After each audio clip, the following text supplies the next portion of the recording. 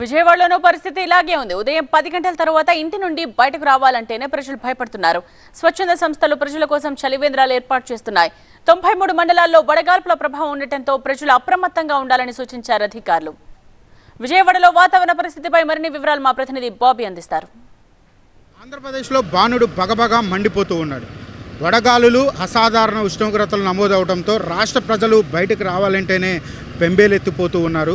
ప్రస్తుతం విజయవాడలో ఉన్నటువంటి పరిస్థితిని కూడా చూడొచ్చు. విజయవాడ బందర్ రోడ్లో ప్రస్తుతం మనం ఉన్నాము. బయటకు ప్రజలు రావాలంటేనే భయపడి ఉదయం 10 నుంచి సాయంత్రం 6 లోపు సాయంత్రం 4 లోపు ఎవరు కూడా బయటికి రానటువంటి పరిస్థితి కనపడుతూ ఉంది. అత్యవసర పనుల నిమిత్తం ఎవరైనా వచ్చినా తగిన జాగ్రత్తలు తీసుకొని బయటకు వస్తూ ఉన్నారు. మరోవైపు విజయవాడ నగరంలో స్వచ్ఛంద సంస్థలు బయటకు వచ్చినటువంటి ప్రజలకు తాగునీరు, మజ్జిగ వంటి ఉచితంగా పంపిణీ చేస్తూ వాళ్ళ ఎండ తీవ్రత నుంచి ఉపశమనం పొందేందుకు పలు సౌకర్యాలు కూడా కల్పించినటువంటి పరిస్థితి. మరోవైపు వాహనాల్లో ప్రయాణించేవారు కూడా ఈ ఎండ తీవ్రత అనేది పెరిగిపోవడంతో ఉక్కిరిబిక్కిరి అయిపోతూ ఉన్నారు. వాతావరణ శాఖ కూడా ఈరోజు 93 మండలాల్లో వడగాలులు వీచే అవకాశం ఉంది.